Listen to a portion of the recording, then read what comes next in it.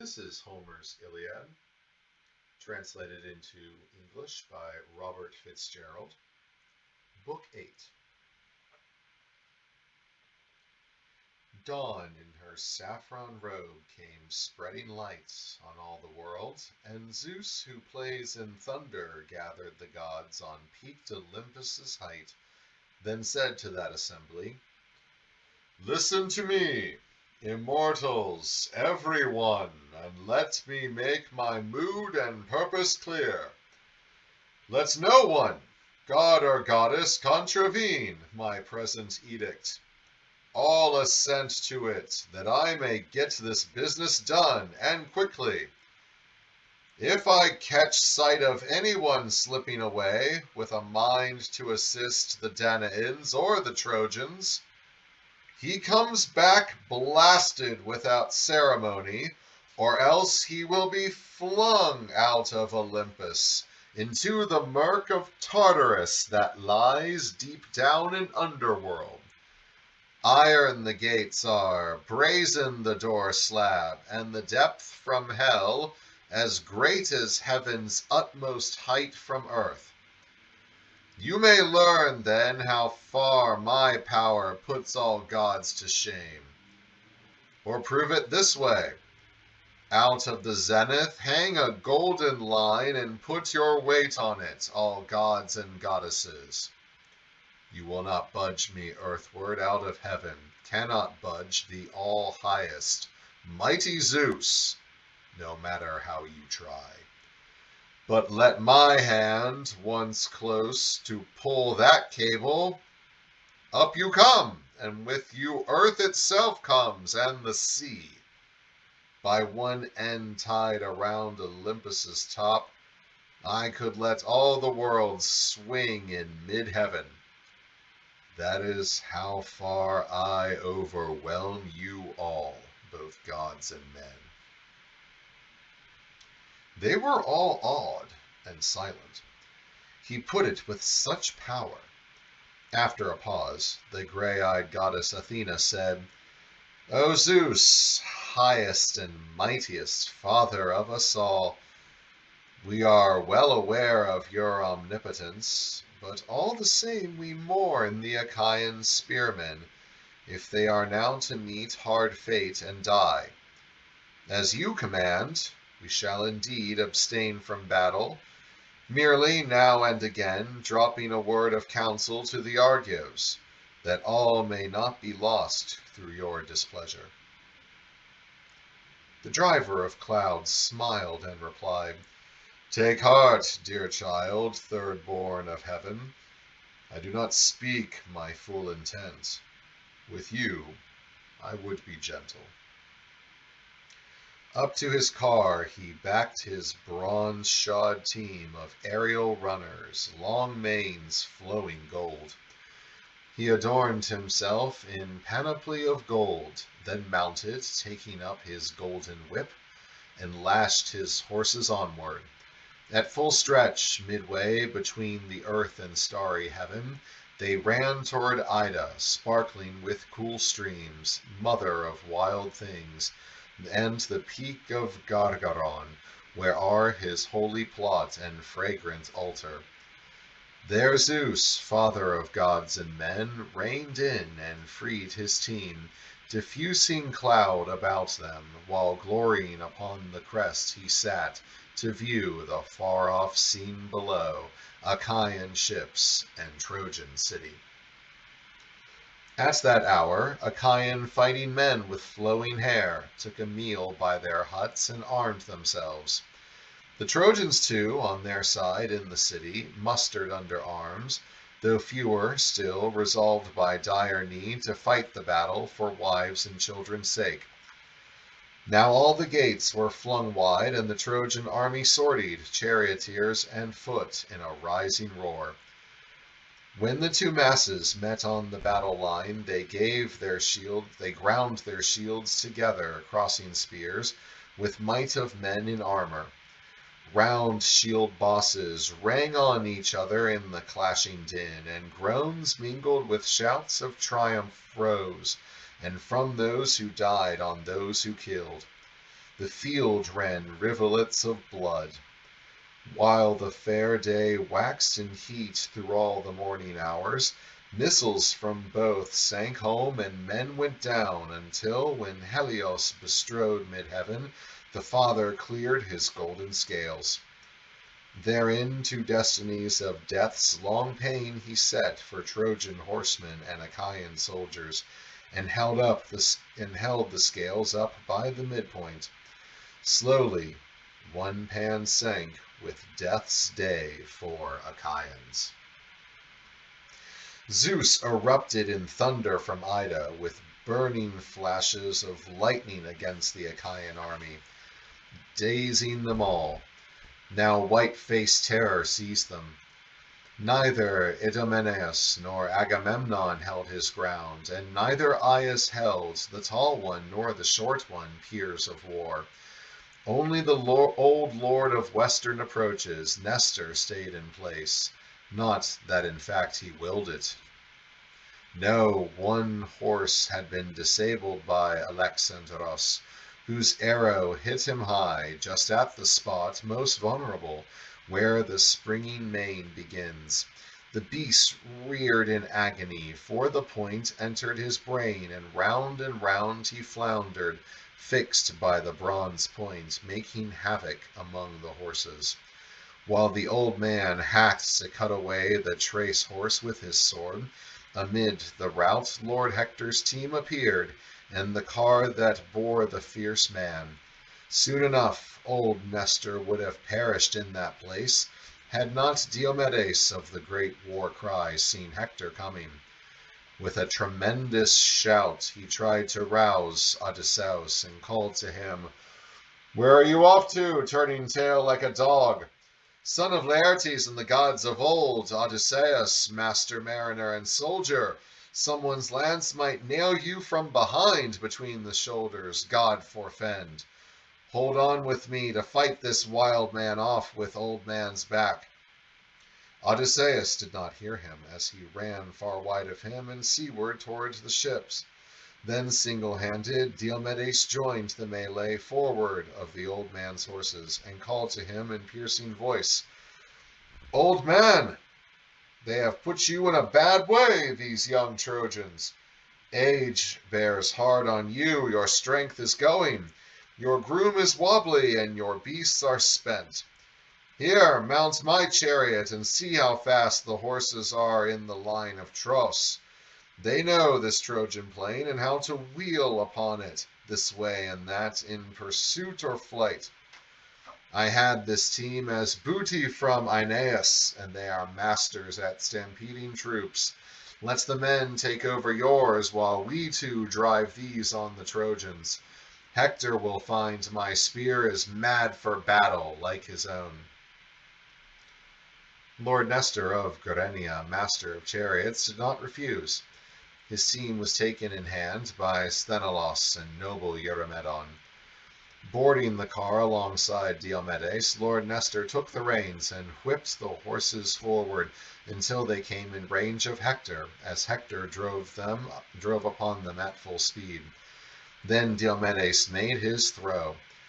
He missed his man, but hit the charioteer Eniopeus, a son of Thebaios, hit him squarely just beside the nipple, so that he tumbled backward, and his horses shied away as the man died where he fell. Now a cold gloom of grief passed over Hector, and anger for the driver. Still he left him and wheeled to spot a replacement, but his team would not be driverless more than an instant, for soon he came on Archeptolemus, Iphitus' son, and took him on, giving him reins and horses. Now at the hands of Diomedes there might soon have been a ruin of Trojans, irreversible rout, and Ilion crowded like a shepherd's pen, had not the Father of gods and men perceived it. Thundering, he let fly a white-hot bolt that lit in front of Diomedes' horses, and blazed up terribly with a sulphur fume. The team quailed, cowering against the chariot, and the flashing reins ran out of Nestor's hands. His heart failed him, and he said to Diomedes, Give way now! Get the team to pull us out! Do you not realize that power from Zeus is being denied you? Glory goes today to Hector by favor of the son of Cronos. Another day he may bestow it on us, if he only will. No man defends himself against the mind of Zeus, even the ruggedest of champions. His power is beyond us.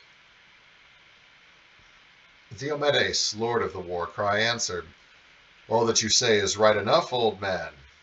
But here's atrocious pain low in my chest, about my heart, when I imagine Hector among the Trojans telling them one day, Diomedes made for the ships with me behind him. That's the way he'll put it. May broad earth yawn for me, then and hide me. Nestor said, Aye, Diomedes, keep your head. What talk? Even if Hector calls you a coward, he cannot make them think so, Trojans or Dardans. No, nor the Trojan soldiers' wives who saw their fine men in the dust, dead at your hands. Then Nestor whipped the horses into a turn and joined the rout. With a wild yell behind them, Hector and his men let fly their spears and grievous arrows in a shower, and Hector, towering in his bright helmet, shouted out, O Diomedes, once Achaean skirmishers gave you the place of honor. Heart of the roast, cups brimming full, but they'll despise you now, turned woman after all. You empty doll, ride on!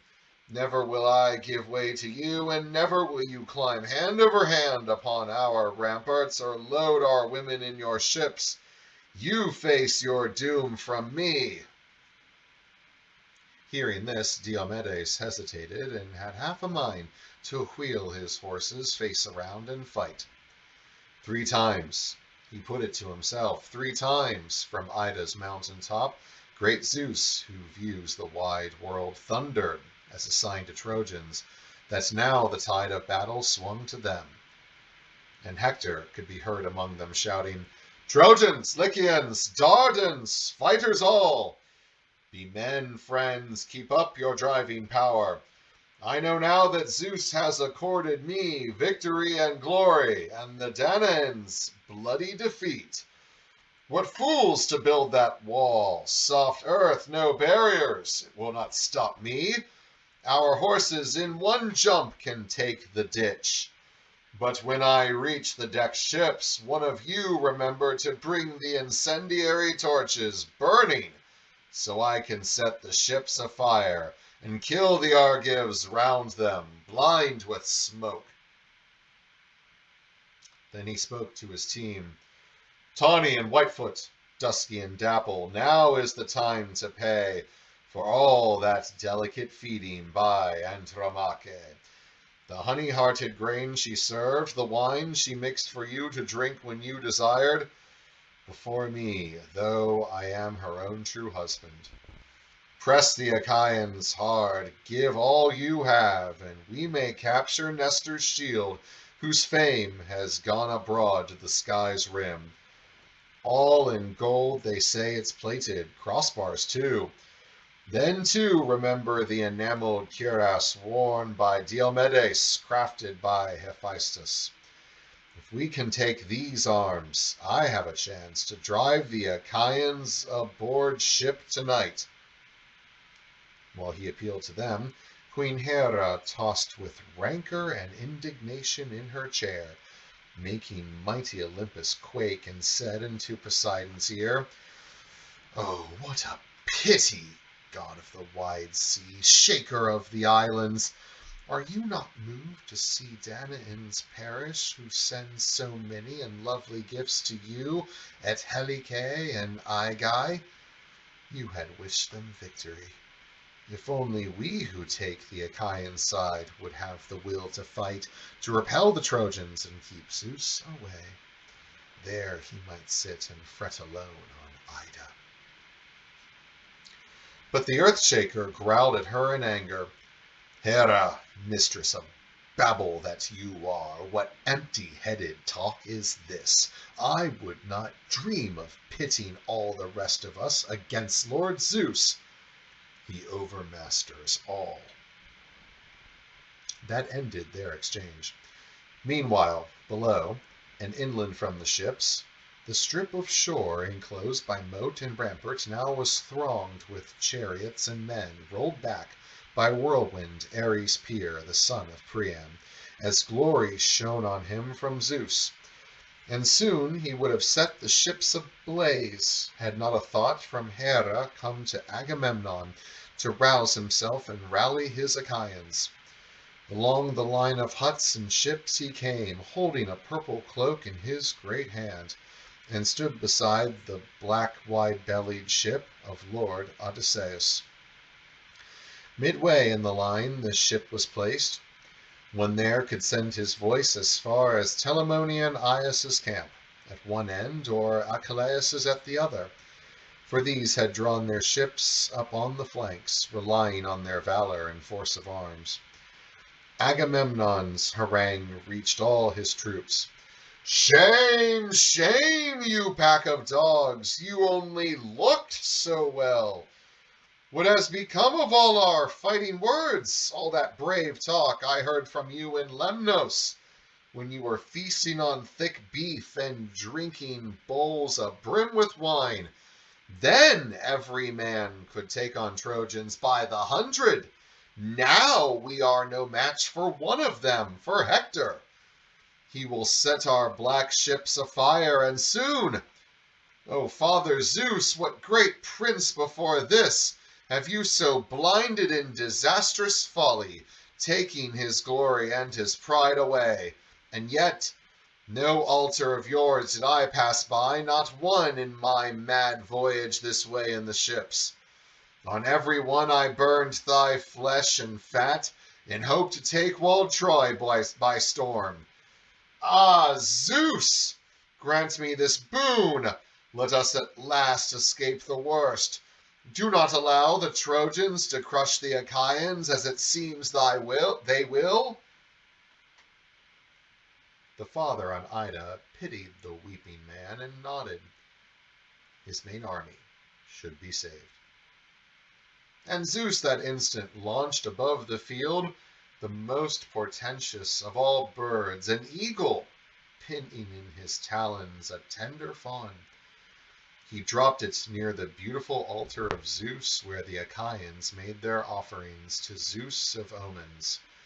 And beholding this, knowing the eagle had come down from Zeus, they flung themselves again upon the Trojans with joy renewed in battle. Of all Danaans, as many as were crowded there, not one could say he drove his team across the moat and faced the enemy before Diomedes. Far out ahead of all, he killed his man, Agelaus, Phradramon's son. As this man wheeled his chariot in retreat, the spear went into him between his shoulder blades and through his chest. He toppled, and his armor clanged upon him.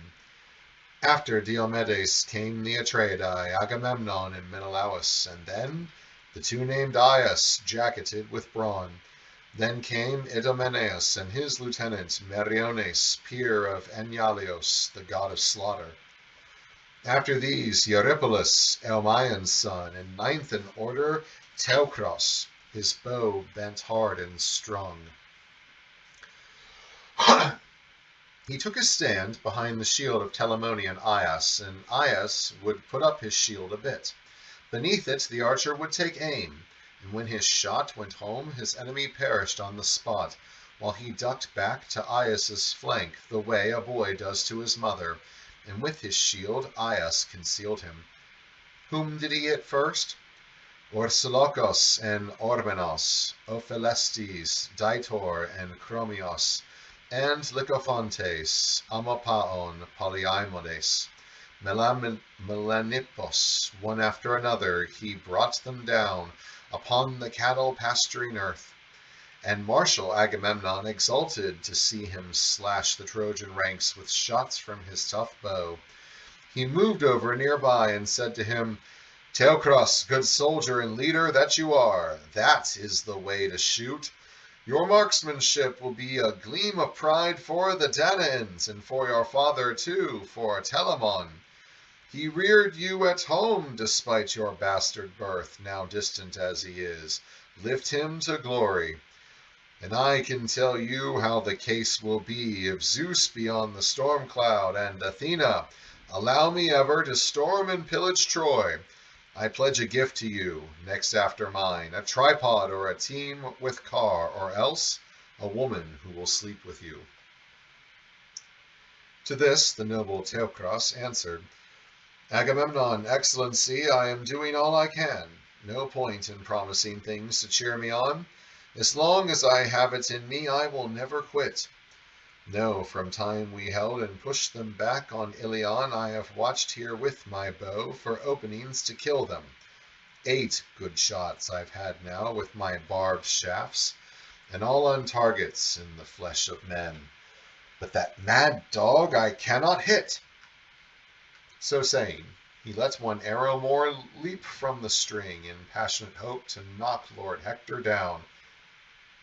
He missed once more, but did hit in the chest a noble son of Priam, Gorgythion, whom Caestianera of Icime bore, a woman tall in beauty as a goddess. Fallen on one side, as on the stalk, a poppy falls, weighed down by showering spring. Beneath his helmet's weight his head sank down. Then Teucros, aiming hard at Hector, let an arrow leap from the string, and yet again he missed.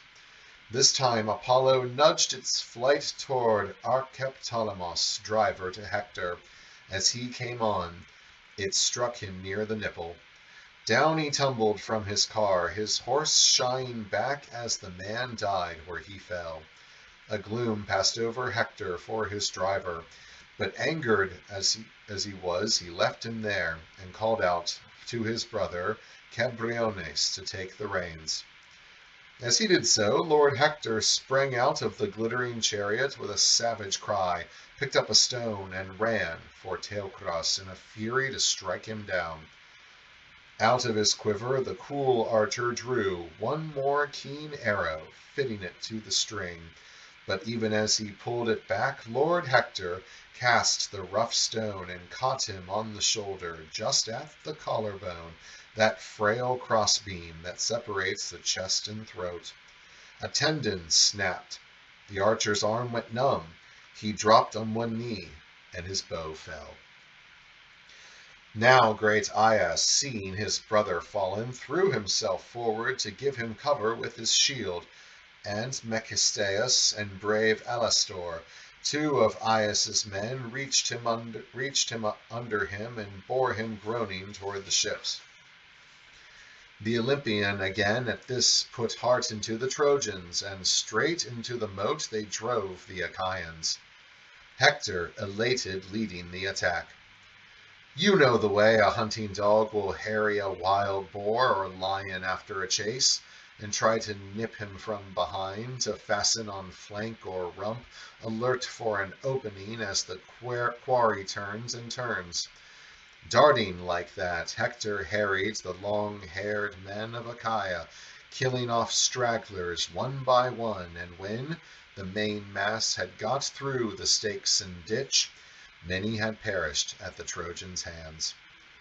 Now at the ships they tried to stand and fight, and shouted to each other, calling out, with hands held high, to all the gods as well, as Hector drove his beautiful team around them, blazing-eyed as a Gorgon, or as Ares, bane of men. But Hera, looking down, was touched by the sight, and said to Athena, Daughter of Zeus, who bears the storm cloud, can it be that will no longer care for the Danaans in their extremity?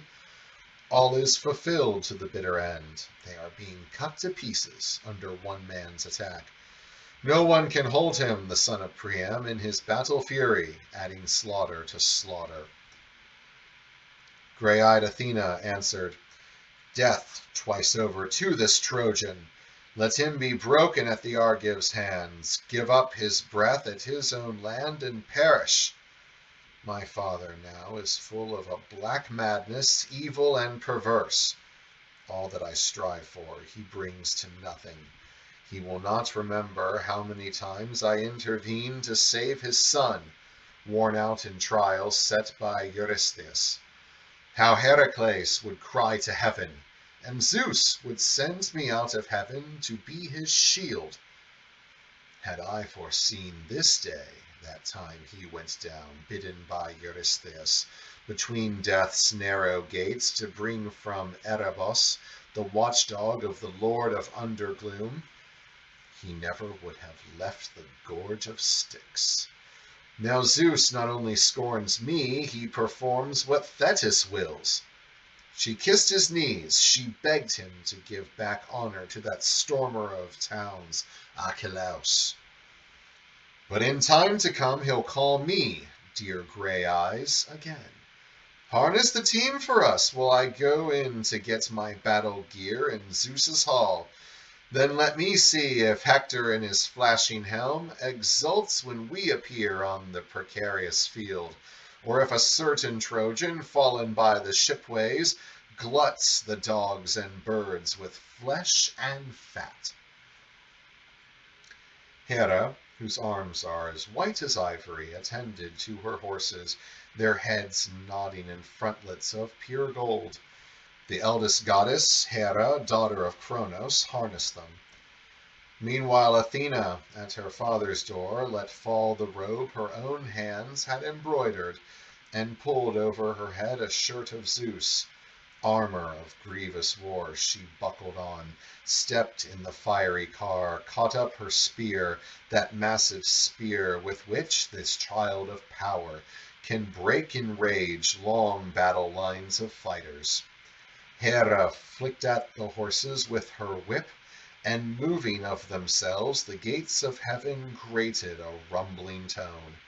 Their keepers are the hours by whom great heaven and Olympus may be disclosed or shut with looming cloud. Between these gates the goddesses drove on. Zeus, looking out from Ida, terribly angered, roused his messenger, Iris of golden wings, and said, "Away with you, turn them around, allow them no way through. It is not well that we should come together in this battle, but if we do, I swear I shall hamstring their horses' legs and toss the riders from their car. The chariot I'll break to pieces. Not in 10 long years will their concussions from that lightning stroke be healed. Let Grey Eyes realize the peril of going into battle with her father. I cannot be so furious with Hera. She balks me from sheer habit, say what I will." At his command, his emissary, Iris, who runs on rainy wind from Ida's range, went up to grand Olympus. At the gate of that snow-craggy mountain where she met them, she held them back and spoke the word of Zeus. "Where are you going? Have you lost your minds? The son of Cronos does not countenance aid to the Argives. Here is the penalty he threatens to impose, and will impose. Your horses he will cripple, first of all, then toss you both out of the chariot and break it into pieces. Not in 10 years can what you suffer from that lightning stroke be healed. So, Grey Eyes, you may learn the peril of doing battle with your father. With Hera he cannot be so furious. Her habit is to balk him, say what he will. But as for you, you are a brazen bitch if you dare to lift your towering spear against him." When she had finished, Iris departed swiftly, and Hera said to Athena, "Very upsetting. I cannot now consent. I am afraid that we make war with Zeus over mankind. No, Let them live or die as it befalls them. Let him be arbiter, as he desires, between Danaans and Trojans. It is due his majesty. And she turned the horses back. Then, acting for the goddesses, the Hours unharnessed those fine horses with long manes, and tied them up at their ambrosial troughs. Against the glittering wall they stood the car, its tilted pole upended, and the goddesses rested on golden chairs amid the gods, with hearts still beating high. Now Father Zeus, from Ida to Olympus, drove his chariot back to the resting place of gods. For him, the illustrious one, who makes the islands tremble, freed the team, spread out a chariot housing, and drew the car up on a central stand. Then Zeus, who views the wide world, took his chair, his golden chair, as underfoot the mighty mountain of Olympus quaked. Alone, apart, sat Hera and Athena, speaking never a word to him. He knew their mood and said, "Athena, why so gloomy? And Hera, why? In war, where men win glory, you have not had to toil to bring down Trojans, for whom both hold an everlasting grudge. Such is my animus, and so inexorable my hands, that all the gods upon Olympus could not in any case deflect or turn them. Fear shook your gracious knees before you saw the nightmare acts of warfare. I can tell you why, and what defeat was sure to come of it. No riding in your chariot back to Olympus, back to your seats here after my lightning bolt." Zeus fell silent, and they murmured low, Athena and Hera, putting their heads together, meditating the Trojans' fall. Athena held her peace toward Zeus, though a fierce rancor pervaded her. Hera could not contain it, and burst out to him, "Fearsome as you are, why take that tone with goddesses, my lord? We are well aware how far from weak you are, but we mourn still for the Achaean spearmen, if they are now to meet hard fate and die. As you command, we shall indeed abstain from battle, merely, now and again, dropping a word of counsel to the Argives, that all may not be lost through your displeasure." Then Zeus, who gathers cloud, replied to her, "At dawn tomorrow you will see still more, my wide-eyed lady, if you care to see the Lord Zeus in high rage, scything that army of Argive spearmen down. For Hector shall not give his prowess respite from the war until the marvelous runner, son of Peleus, rouses beside his ship. When near at hand, around the sterns, in a desperate narrow place, they fight over Patroclus dead. That way the will of heaven lies. You and your anger do not affect me. You may betake yourself to the uttermost margin of earth and sea, where Iapetus and Kronos rest and never bask in the rays of Helios, who moves all day in heaven, nor rejoice in winds, but lie submerged in Tartarus. You too may roam that far, you bitch unparalleled. I'll be indifferent still to your bad temper." Hera, whose arms are white as ivory, made no reply. Now in the western ocean the shining sun dipped, drawing dark night on over the kind grain-bearing earth, a sundown far from desired by the Trojans, but the night came thrice besought and blessed by the Achaeans. Hector at once called Trojans to assembly, leading the way by night back from the ships to an empty field beside the eddying river, a space that seemed free of the dead. The living halted and dismounted there to listen to a speech by Hector dear to Zeus. He held his lance erect, 11 forearms long, with bronze points shining in the air before him, as shown around the shank a golden ring.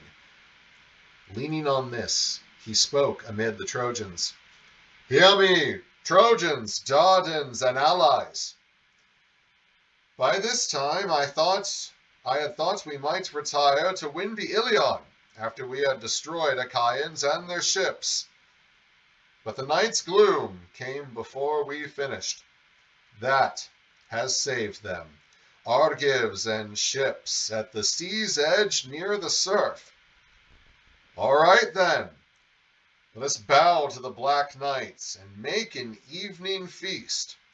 From the chariot poles unyoke the teams, toss fodder out before them, bring down beeves and fat sheep from the city, and lose no time about it. Amber wine and wheaten bread too from our halls. Go, gather piles of firewood, so that all night long until the firstborn dawn our many fires shall burn and send to heaven their leaping light, that not by night shall the unshorn Achaeans get away on the broad back of the sea.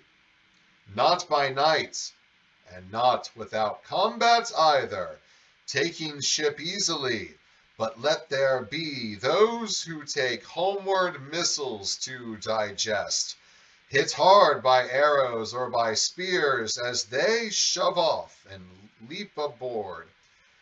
And let the next man hate the thought of waging painful war on Trojan master horsemen. Honored criers throughout our town shall publish this command. Old men with hoary brows and striplings all camp out tonight upon the ancient towers.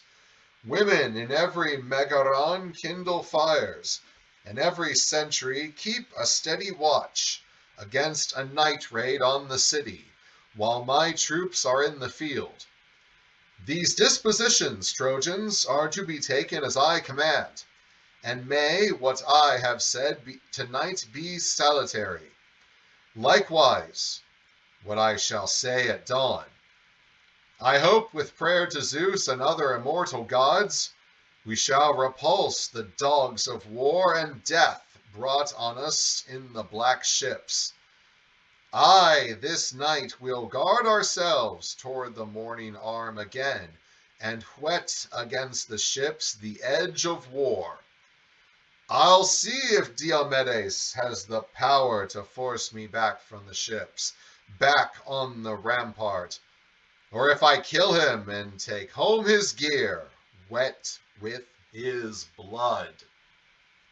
He will show bravery tomorrow if he face my spear advancing. In the first rank, I think, wounded he'll lie with plenty of his friends lying around him at sunup in the morning. Oh, would I were sure of being immortal, ageless all my days, and reverenced like Athena and Apollo, as it is sure this day will bring defeat on those of Argos. This was the speech of Hector, and cheers rang out from the Trojans after it. They led from under the yokes their sweating teams, tethering each beside his chariot, then brought down from the city beeves and sheep in all haste, brought down wine and bread as well out of their halls. They piled up firewood and carried out full tally hecatombs to the immortals. Off the plain the wind bore smoke and savor of roasts into the sky. Then on the perilous open ground of war in brave expectancy they lay all night, while many campfires burned. As when in heaven principal stars shine out around the moon, when the night sky is limpid with no wind, and all the lookout points, headlands, and mountain clearings are distinctly seen, as though pure space had broken through downward from heaven, and all the stars are out, and in his heart the shepherd sings. Just so, From ships to river shone before Ilion the Trojan fires. There were 1,000 burning in the plain, and round each one lay 50 men in firelight. Horses champed white barley near the chariots, waiting for dawn to mount her lovely chair.